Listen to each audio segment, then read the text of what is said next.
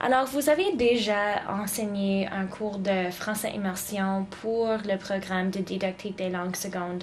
Alors, s'il y avait des parents qui te visitaient pour décider s'ils voulaient admettre ou placer ou mettre leurs enfants dans un programme d'immersion, crois-tu qu'il y a des avantages et des désavantages, seulement des avantages? Que leur diriez-vous?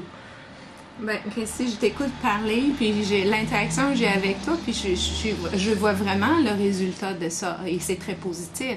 Des parents anglophones qui viennent me voir et qui me disent « Que pensez-vous de l'immersion? » Je leur dis « Allez-y, vous allez développer des cerveaux bilingues, donc des enfants flexibles, des enfants qui vont vraiment mieux comprendre tous les aspects de la société. » Il est entendu, par contre, que moi, je pense qu'un enfant qui a la chance d'avoir un milieu exogame, donc où il y a peut-être un parent francophone, que ces parents-là devraient penser à l'école francophone.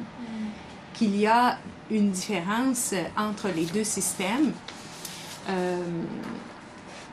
Mais je continue à croire à l'immersion. J'aime l'idée d'une immersion un peu plus tardive. J'aime l'idée d'une immersion qui commence une fois que l'enfant a peut-être appris à lire et qu'il a une connaissance de la représentation graphique des mots dans sa langue. Donc, il a développé dans sa langue certaines et consolidé certains faits linguistiques.